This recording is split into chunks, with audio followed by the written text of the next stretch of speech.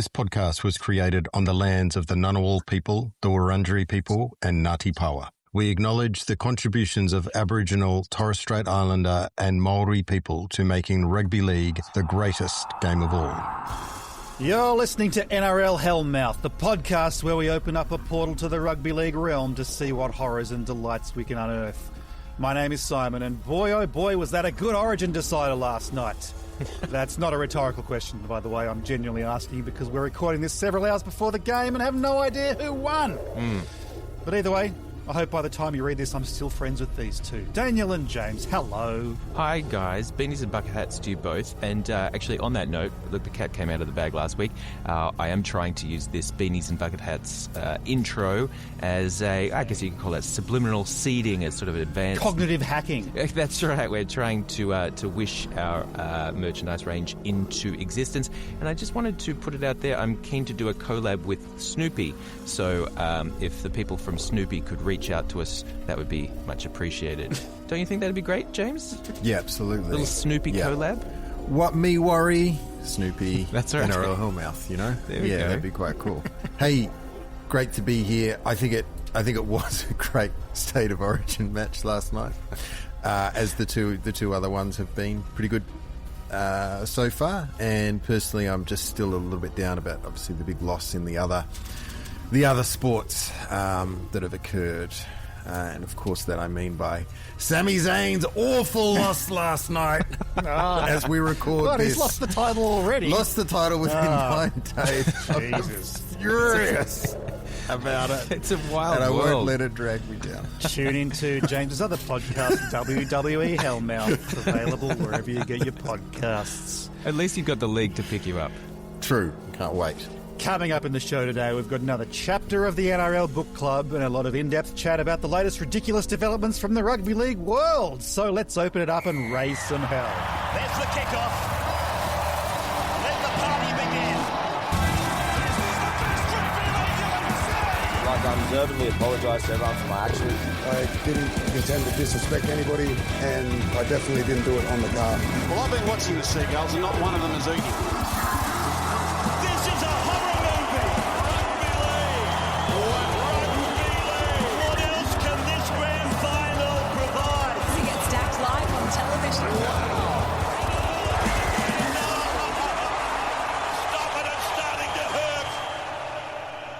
Now, guys, before we get into the show, I've just received a text about some absolutely massive breaking signing news. Whoa, okay.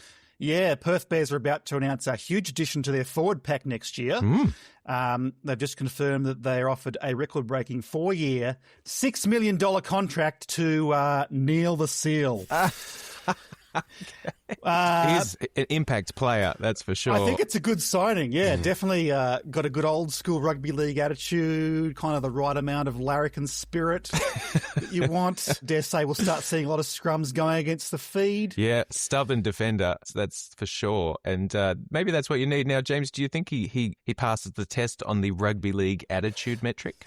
Well, can I say that Neil the Seal has not broken through into well, let me tell you, James, you're in for a treat. Now that you've typed that into your search browser of choice, you will be Neil the Seal. I can see a big old photo of Neil chewing on a road cone. And if that's anything to go by, then yes, absolutely. He's a great character and a great signing for the Bears. And I just wonder though, what is his origin eligibility as a Tasmanian who first played in WA? I feel like he seems like a Queenslander. Yeah. So Neil could actually have the Steeden in his mouth. That would fit, and then he could just flip up the field aggressively yelling at people. He does move pretty well. Like for a big bloke, he moves pretty well, which is kind of the fascinating part of when you come for the shot of him sitting on the streetscape and you stay for him sort of ambling his way down a busy promenade. That's right. And always nice you see a council worker haplessly trying to hurry him around into a certain direction. And Mal, I'm sure, could work with him. I'm just contemplating how he would play the ball. Actually, but that's up to Mal, isn't it? To actually work that out. Worker. Yeah. I think if you can actually get the ball to Neil and he can handle it, which is the issue, then I think he was guaranteed to score a try. So he'll never be tackled. He'll never actually have to learn how to play the ball. Neil very slowly humping up the field. Off the back fence. And then collapsing just over the try line. And continuing on through the grandstand. That's the problem. That's right. That's good for the game. Malmaninga there, looking solid, shall we say. He really does look just a little bit overweight, as to be expected. Another thing that's been, well, perhaps not so good for our game, but good for the world game. Have you guys been following the World Cup of football? Yes, certainly have. Absolutely. Or unless you've been living under a rock, you've no doubt come across the work of this gentleman. The World Cup only truly begins with the first glimpse of shimmering Brazilian yellow. And here comes that glimpse, and how it shimmers. The soothing sounds. This is Peter Drury, who is a world game commentator, deeply emotive, poetic, effusively expressive, one of the great voices of the game. But he's not alone. There's certainly a lot of very good commentators in the mix during this World Cup. And I wondered actually if it was the kind of treatment that might work for the NRL. I know that we sort of, we do try a pre-game package at some of these marquee games, but I think, we could probably, use this sort of expressive, evocative tone for league in general. It might sort of, help bring in those people that have come in from different codes. Well, I've got one thing to say, Dan, and I've never thought about this before. Yeah. And now I'm very, very, very annoyed. Okay. After Rabs finished up, who was a unique voice with a personality, most league commentators are the same version of one guy, aren't they? Like, there's no Venn diagram between them. No. They're basically the one guy. A big overlapping circle. Yeah, a big sort of overlapping circle of one type of guy. And particularly now that Warren Smith isn't on, who I love. Oh, Vossi's maybe a little bit different. Yeah. But the other ones, got a bit of a spin. when you go through clips, just sort of one guy. Yeah, It is just one guy. Yeah. And we need more guy. Different guy or gal. I could not agree And more. I don't mean Paul Gallen. No. Thanks for pointing that out. So I've created a few summaries based on the weekend's games. There's a bit of a Week 18 wrap. I can't really go into all of them, but I can give you a bit of a taste, and you can see if you think that it's a treatment that works on our game.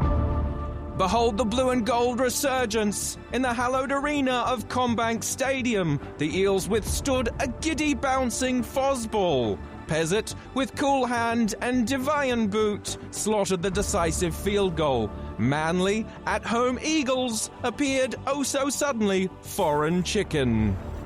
Then moving over to Dragons Tigers. A drought-breaking symphony at Jubilee. Valentine Holmes, a maestro of the oval ball, carved open a Tiger side that arrived with a roar but departed with a whimper. The Red V rose from the embers with astonishing grace, a fire rarely glimpsed, vital warmth for a people oppressed. They're moving over to Sharks Broncos. The Suncorp cauldron was silenced by a clinical granola. Brisbane's fire flickered as a shoe was struck. But the Sharks were remorseless in their precision, a predatory masterpiece that left the Broncos chasing ghosts among the shadows of Caxton Street. Then moving across to Warriors Bulldogs in the NRLW. The Warriors' spirit reborn. In a homecoming of operatic proportions, New Zealand's finest shattered the Bulldogs' debut dreams with a ruthless display of power. The Belmore Brigade utterly eclipsed. A puppy bereft of bark. And Broncos Cowboys in the W. An avalanche of maroon and gold. Brisbane didn't just play, they dismantled, they devoured, they destroyed. A 50-point masterclass that saw the Cowboys reduced to dust beneath the thunderous hooves of a marauding, merciless Broncos outfit. And finally, Dragons v Raiders. The Green Machine purred with a predatory hum in the Wollongong chill, while the Dragons huffed and puffed. The Canberra wall was unbreakable, a clinical heist that left the St George faithful shivering in the shadows of defeat and wondering how deep this pit could have been had the men not prevailed against expectation. And there we go. So what do you think? Do you think that's something that we That's should wonderful. be bringing across to our own beautiful game? I think so. I think you could fuck off Matt Nable from the start of the weekend hype piece and slot you in. I mean, he's a good bloke, but, We can have a year off. Yeah, that's With right. the new TV rights deal, there should be a bit more money going around just to provide some alternatives for That's people true. in order to grow the game. And more international accents. I'd love to hear Peter Drury himself just calling a rugby league game, particularly if he's never watched it before. He's down. How is he getting back up? That kind of thing. Could be quite cool. He's the fastest man on the planet. He's the fastest man on the planet. He'd have got there, Rabbits. He'd have got there. So there's only been one round of the NRLW season, and we've already got a coach complaining about the rules in a press conference. Namely, Roosters coach John Strange, despite his team winning very convincingly against the Titans, 34-10. Not a great look, is it? It's not a great look. Strange told the press that the ruck was too slow, and he'd like to see the 6 again rule introduced into the women's game in order to speed it up. I mean, read the room, John. We've just been through months of hell with the orgy of set restarts that Peter V'landys inflicted on us during the first half of the season with the men's game. Can't we keep one competition pure? Absolutely. And also a competition that's still, defining its own brand. A lot of the W players have said that they don't think that they should be bringing in new teams because they need to sort of solidify and silo their experience. And similarly, there's been comment to say that they need to hone their craft in a reliable format of the game. So perhaps this article is more a product of creating a kickback from all of us going, mate, your team won 34-10. I don't know if you need to really be worrying about that. Maybe he's just annoyed because he didn't get the 50-point scoreline that the Broncos managed in their demolition effort. But yes, I'm keen to not see 6 again introduced to the W. I think so. I think it's good to have a bit of difference from the NRL comp, and one of the things I like about NRLW is it's a bit more like the game was sort of pre-1995, minus all the fighting and acquired brain injury, of course, but a bit more about getting into the grind and then winning that grind. And I think the world needs more grind. Yeah. No doubt. We've been big champions of the grind within league. What's the opposite of grind? Good question. Slide? Yeah, slide. We've been sliding for decades, and the grind starts here. Yeah. NRLW, the grind starts here. Ooh, I like that. Is a winning phrase for next year, I think. You hear that, Snoopy? Get on that top of that little kennel and get the Red Baron going, fired up. I'm going to take this thing to the skies. In the air! In the air! In the air! Goal! It was an entertaining bunch of games from the W, though, so good to see that season getting off to the start. Despite some pretty imbalanced scorelines, I think there was still some very entertaining play. My Titans, unfortunately, couldn't keep up with the Roosters, but they held their heads high. And they certainly tried to hold them down multiple times. Thank you. Thank you. But another story that came to the surface this week with Titans NRLW stars Georgia Hale and Jess Elliston saving a man's life at the Gold Coast. A car crash victim. Of course, in last week's episode, we talked about Jason Riles, who played hero in a fiery car wreck. This week, a couple of W players saw a car crash, investigated to see a man that was having a heart attack and was unresponsive, and they managed to resuscitate him. But it's a great trend here where we have these weekly car accidents being saved by NRL players. Do you think this is something that we're going to see as an ongoing trend in the game? I hope so. I hope we get it's a good look. A Dally M award out of it as best rescue of the season. So the two players were on duty in their day jobs as disability support workers and had done a recent first aid course. So they have called for other people to make sure that they've got their first aid training up to date. And then she said, it was also time we had just come out of the pre-season army camp, and sometimes you go to those things questioning why you're doing it. but we're on a stretcher. We're communicating with intent. We're in these high-pressured situations running on adrenaline. Those tools that we learned over the weekend were transferable. Well, there you go. So Titans stars Georgia Hale and Jess Elliston.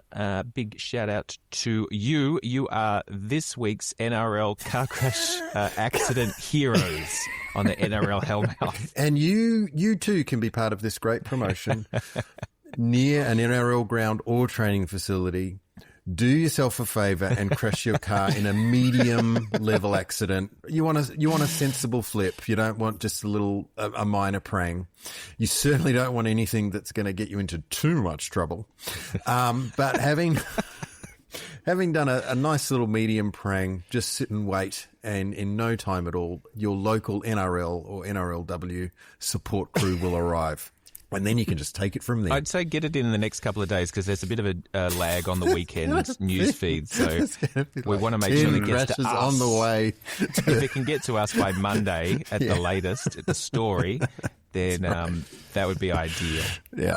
What did he call it? The ALM? No, FLA. What are they called? FLA or something Some like that. sport out of Victoria. I don't know what it is. Now, of course, the big news of the past few days, the NRL has signed the new broadcast deal for the next 7 years from 2028.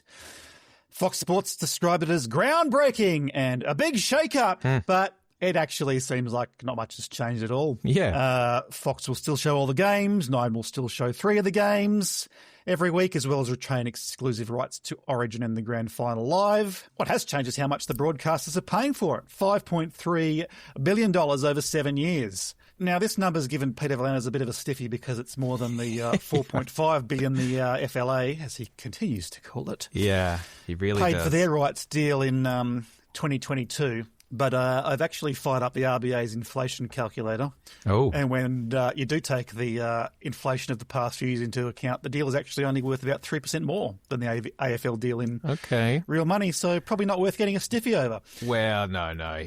I think he gets to be over the smallest thrills, Peter. As long as you can say it's technically a bigger deal, then let's bar up. All right. He's 3% stiffer than he would have been otherwise. Let's just put it that way. Having said that, it is a hell of a lot more than the existing paltry deal that PVL negotiated back in 2022, which is undoubtedly good for the clubs and players to have more money sloshing around. I was also seeing it's actually good for independent podcasters. So the money, the rivers of gold should flow through to us and our listeners. Why is it good for independent podcasters? Are they loosening up the copyright laws or the copyright? Well, I just think they want to engage more with the content creation community. Okay. In order to engage with them, that'll free them up to have a little bit more resources and able to do that. Interesting. But, that's for the independent ones that actually have a very strong listenership and a profile. Yeah, and are sort of spruiking the NRL's preferred storylines.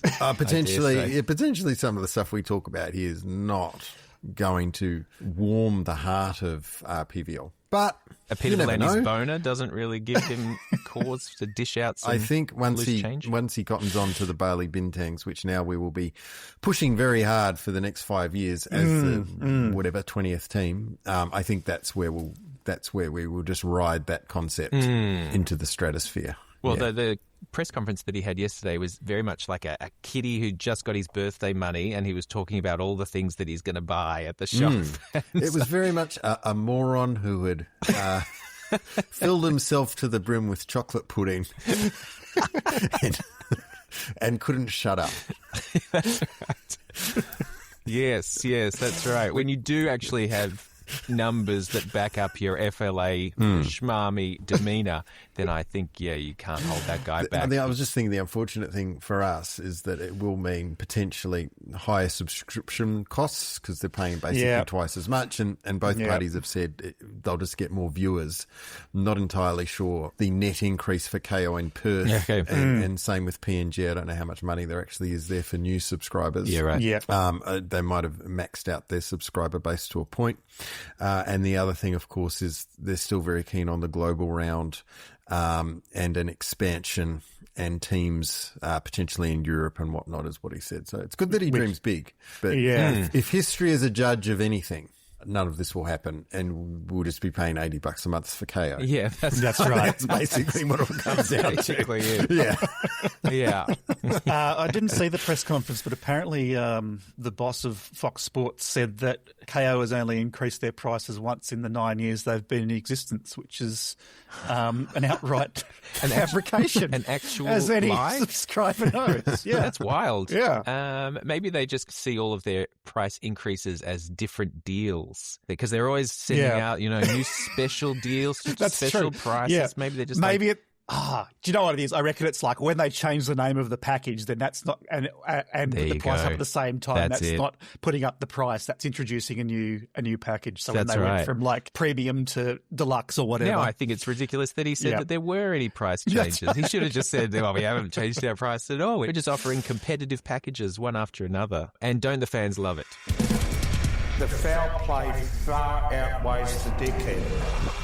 Now, the new deal may or may not be good for women's rugby league under the new framework. Only half of the NRLW games will be shown on free-to-air every week as opposed to all of them at the moment, which I think you can sort of interpret two ways. I mean, it could be that they don't care about growing the game, or it could be they interpret it as a sign that it's already grown and matured to a point where it's an in-demand product that they think will help shift those $80 KO subscriptions, or at least will do so during the life of the deal. So, I don't know. Interesting one. Another little tidbit to it that I think was quite good is that the NRL now owns the draw, whereas previously broadcasters would have a say in it. Hence why Brisbane often get quite a good run.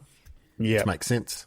But yeah, the NRL now controls the draw from when the new rights deal comes into place. So that was legit. Hey, I'll give the guys due, Yep. more than I've ever achieved. I've never achieved owning a draw in the sport that I run. Yeah, he was talking about how the draw is the solid foundation for the house that is the world of rugby league. And he seems to think that that's where it all begins, is having a solid fixture, a solid state of origin basis, and you build up from there. Which seems mad because, he seems to be moving his foundations around quite often and with, reckless abandon. So, it's... When you're sitting on a pile of cash that big, that does mess around. It's kind of swishy. Stable thing, yeah. On Origin, I think that it will still be played on a Wednesday night, but the NRL can actually decide when to schedule those Wednesday nights. So they could stick to the current one of 3 games, 3 weeks apart. They could jam them all together into 3 consecutive weeks, or I don't know, anything. That's the solid foundation he's talking about. Right. It's like, that's right. I'm going to pour a little concrete slab over here, and maybe we'll put a gazebo up, and I'm going to pour another slab over here. It could just be a recreational shed. It does seem a little bit mad. Yeah. Oh, no, he pulled his hands away. No. Possibility of penalty try and professional foul as the foul happens in the field of play.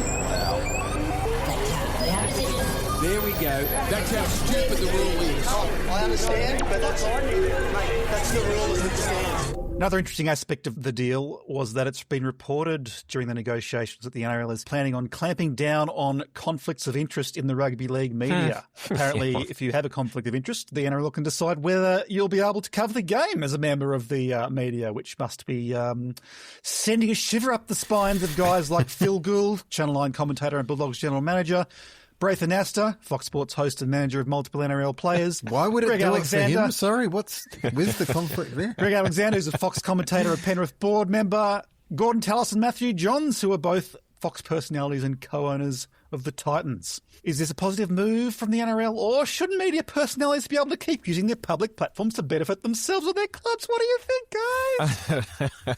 Look, we've always had an issue with this, but you would need significant overhauling of the NRL world for this to change. And part of the justification is that, this is the experience that we love. We want commentators that are connected to clubs. Even though it's a big game and it's severely cashed up, there's so few experienced heads that are controlling the narrative. It's also probably hard because not to be a commentator, but to be sort of part of the crew, the time commitment for it is weekend based for, 6 hours maybe a day. So it's very hard for that to be your primary income unless you're paying massive overs for it. So therefore, that talent does need to diversify in order to then enable them to have the role. So either the NRL needs to pay more money to them so that they don't have to own a club or be a player agent, and then they can still do the role. Or I've actually moved my position to just, it's either controlled and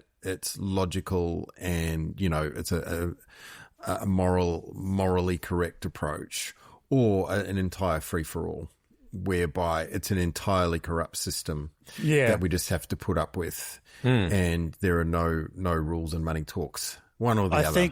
But it's very hard to find a way between those two things. Mm-hmm. I think maybe the latter approach is the way to go. Just lean into it, wherein perhaps if you are associated with a club, then you have to fully promote and represent that club at all times. So wearing the jersey, leading the chants during commentary, perhaps that sort of thing. That's why I think Ennis is quite good, because he just basically lays it all on the park. If you're playing in the hooker position, I'll be interested in whatever you're doing on the field, and I'll provide some wonderful insights there. If you're the Melbourne Storm, I'll hate you. If you're a team that I've either played with or coached in my career, I'll very much like you. These are the cards that are on the table. I'm very upfront at the start. You're a smart person. You can use that information as you want. When you listen to me talk, you can filter that through. And here's my big chin.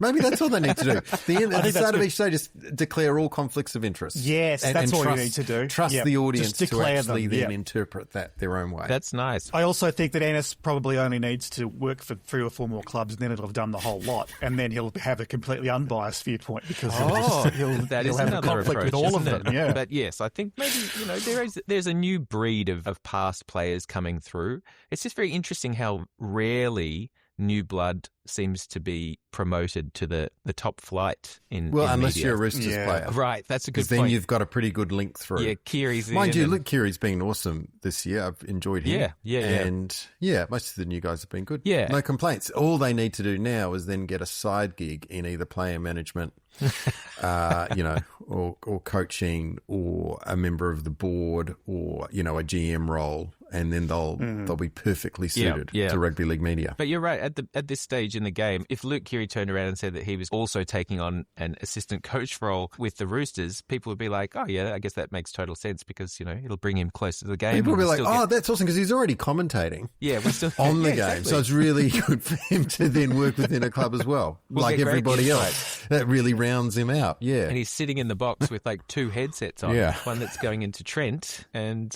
one that's speaking to Vonnie back in the studio. Hang on, are we getting? Is that a call coming through? Hello. Yep.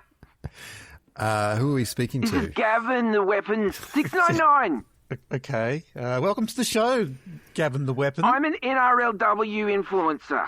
NRLW influencer? Yeah, I influence NRLW with negative online comments. Right. Okay. But that's not what I'm calling for. All right, great. I'm calling to apologise. Oh, well, that's very humble of you. Since the dawn of time in the NRLW, I've been an integral organism in the delicate ecosystem of the Chicks game. Sure. But something's not right. This year, I've been plugging away since before the stupid state of origin, all through the pre-season, with all my usual material. Couldn't pay me enough, terrible standards, stick to cheerleading, negative gearing, and nothing. No one's taking the bait anymore. I've tried mixing up my material, a little sexuality spice, some racial flair, even some deep cuts inspired by Soviet Russia. But not a sausage, not even a footy frank. Man, do you hate it when those footy franks split in the pot? So why are you apologising? I don't know. I thought if they thought I was a bit more reasonable, they might find my material a bit more offensive. Okay. Have you watched any of it? The W? Yeah. Have you? Yeah. All right, I saw 5 minutes at the pub back in 2019, but my mate said it was really bad. And I agreed. So why don't you just not watch it? And not post? What? Oh, because it's always in my face, everywhere I go. You could take a page out of their book and maybe not take the bait. You probably won't get so many social media targets either. I should probably unfollow their team and personal pages too. There you go. But what am I going to do with myself? There's a wide world out there, Gavin. Like other women's sports? No. there's bound to be something out there you can write a nice comment for. Oh, you're probably right. Yeah? Thanks, guys. Great. There you go. You cuck losers. What? Hang on. Hey, guys, don't take the bait. Bait. We're still hanging up on you. Yeah. Dickhead. Hi, everybody. I'm so happy to welcome you to NRL Book Club presented by NRL Hellmouth. And the holidays are here, and that means this month's drink pairing is peppermint mocha with flavors of chocolate and peppermint. It's a merry, merry, merry, merry minty way to warm up this season, along with a great book. And I have just the one for you right here. That's right, everybody. It's time for another meeting of the NRL Book Club. Today we'll be reading a story from the 1993 anthology In a League of Their Own 1, the Old Testament of the Rugby League Anecdote Scriptures. And this tale is written by a true legend of the game, Stephen Blocker Roach. Oh, yeah. Great Balmain Tigers. Block's sort of evergreen, isn't he? He certainly is, yeah. If you think about when he started playing to now, he's remained relevant. He's had one dip for about a decade, but when we're speaking a lot about commentating today. When he's commentating today, he's as sharp as he was 20 years ago. That's right. Yeah. Great Balmain Tigers forward for many years. Footy show, golden era icon. Yeah. Now Fox Sports colour commentator. Fucked people up badly. On all the clips I get on my Instagram, he is just in the head. Yeah. Well, there you go. I mean, for anyone that believes all this stuff about ongoing brain injuries and how it has, ongoing effects, Blocker Roach is a great example of someone the best defense is a good offense. He's a that's right. Now, Blocker's author bio for the book says, Blocker never took a backward step on the field and he never backed away from a good time off it either. He wowed them as a player around the world. Now he's wowing them on the speaking circuit too. Let's see if he can wow them as an author. Now, Blocker's piece today it's very short. It's probably only about 200 words long. A work of microfiction, if you will. But I think like all of the League of Their Own pieces, this author manages to say a lot with a little. It's I think a memorable story about pride, about status, and about friendship. And so it's taking up are we talking just one page? Less than a page. Right. Less than a page. Yeah. 3 paragraphs. Let's lock in. Yeah. The story's called Captain Con.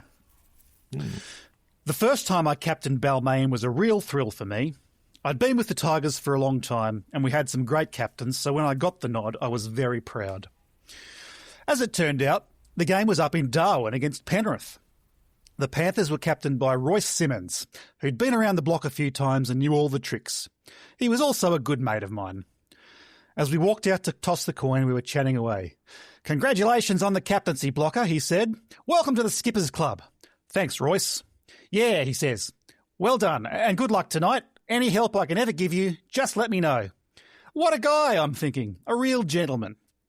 The refs tossed the coin and Royce has let me call. "Your first night as a captain," he says. "It's your honour." "Thanks, Royce," I say, and shout heads as the coin spins up in the air. My eyes have followed it as it goes up, and then wham! Royce has reeled off and hit me. What? I looked down at him. "Geez, Royce, what did you do that for?" "First rule of captaincy," he says. "Never trust anyone." Hang on. That's it. That's it. Yeah, that's it. It's not even a roller coaster. It's a car crash. When you first mentioned Captain Con, I did think a man of his generation would make some sort of a Greek reference. Con the Fruiterer. Yeah. I mean, I do imagine that probably Blocker and Con the Fruiterer have shared a stage at some sort of corporate speaking event in their time. The 90s was a wild time. Yeah, Blocker doing the sort of keynote and then Con coming in to do the after. A couple of tackles. I just read actually that Blocker's nickname doesn't come from anything to do with being a prop forward in a rugby league game, but rather he used to be a licensed plumber. Oh. And his colleagues gave it to him because his backdoor work was so impressive that it used to require them to get involved to clear the pipes on the job. Well, see, that'd be a good anecdote to include in a League of Their Own one blocker. We'd love to hear about your big shits blocking toilets. Yeah. Well, revenge would have been to go around to Royce's house and block every toilet he's got. Now, look, I did refer to this story as microfiction in the intro there, and there's a reason for that, because I actually looked up this game on the Rugby League Project website, which is essentially a fantastic database of all rugby league games ever played. Well, and I found the game in question, Balmain versus Parramatta in Darwin, with Roach and Simmons as captains, took place in round 6, 1991. However, Roach had already captained the Tigers multiple times by that point. Unlike what he's told us, it definitely wasn't his first game. Thus, I think the final line of the story, never trust anyone, actually can be applied to the unreliable narrator, that is Blocker Roach. Simon. Just to put another sort of layer onto this, this How reading. does that make you feel all these years later, these decades later? Do you feel like you've just got a sucker punch from Royce? Yeah, well, I mean, it almost makes me question some of these other stories in the In a League of Their Own series. Are these blokes exaggerating for the purposes of a great larrikin anecdote? If I was a filthy rich billionaire, I would commission you to go and fact check every detail of A League of Their Own one, and then once you presented that as a 5-hour cinema piece, because we've finally got something to put on our YouTube channel, like very long form. I mean, I feel like a lot of these players would be quite happy to walk back their stories for sort of reasons of criminal liability. Say, I was just joking about that one. We never actually did that. Yeah, well, that's another question is like in fact checking all of these things, Simon, I want you to also ask them, did the stories that you put into print ever prevent you from holding office, or was there any repercussions in your personal life? And are there any things that you would like to take back? This is a stunning documentary. Let's go 6 hours. Well, there you go. The NRL says they want to collaborate with content creators. Let's open up the tap, Volandis. In a lie of their own. What do you think? What do you think? Yeah. This week in...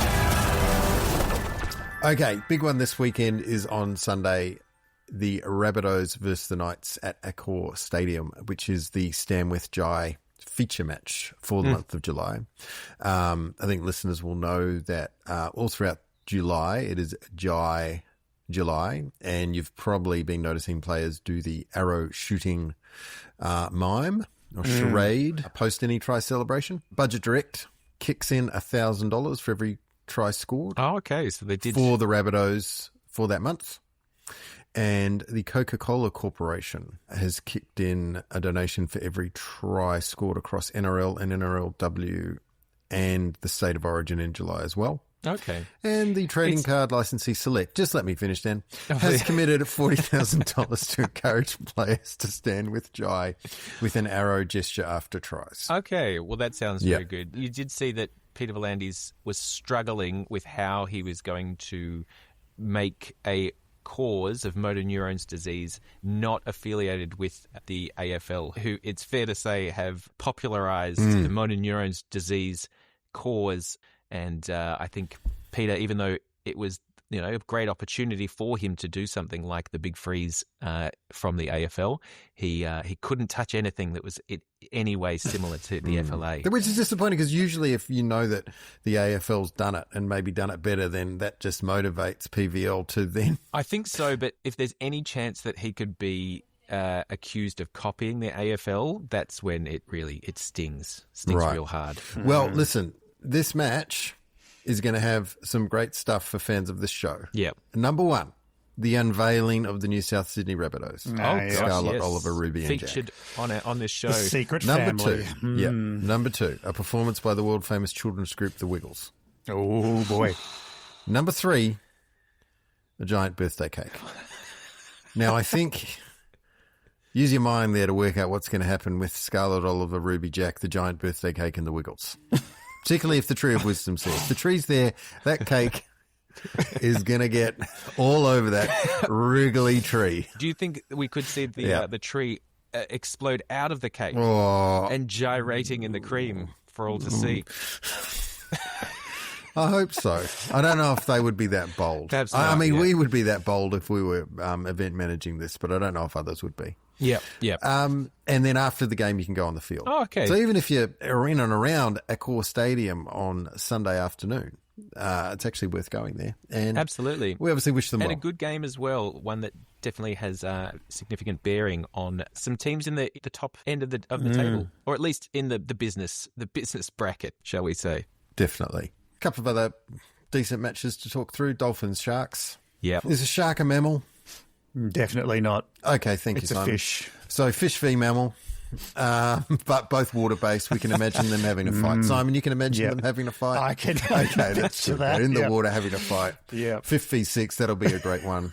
And that's at RKO Stadium, Redcliffe, so that'll be a great local game for the diehard Dolphins fans. And then another big one, Sea Eagles Cowboys at Four Pines.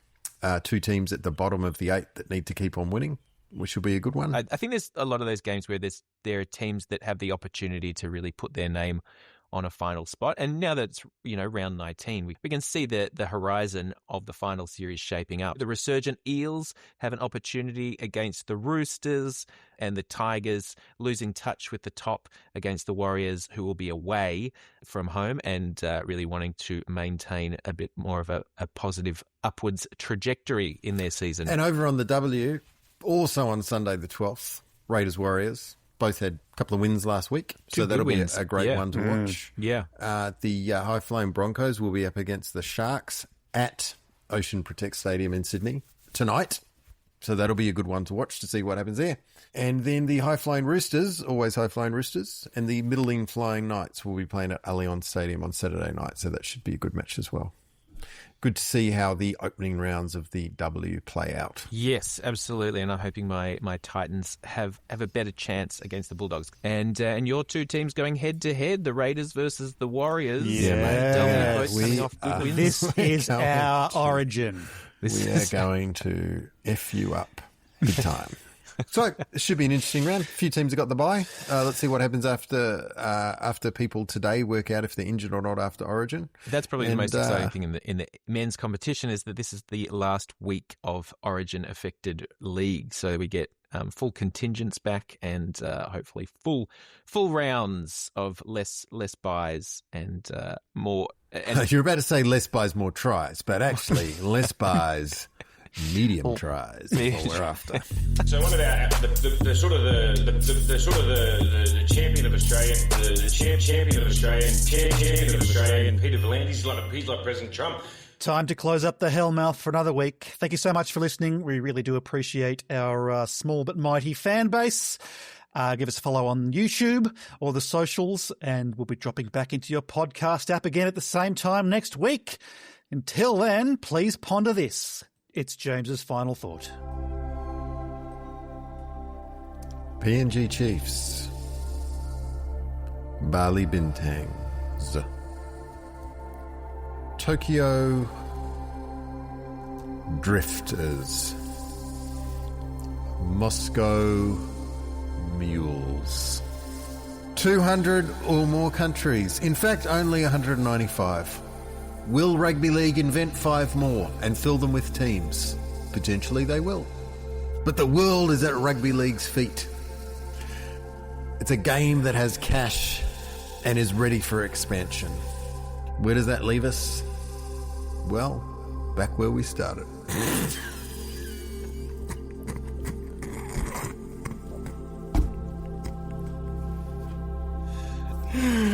Ah.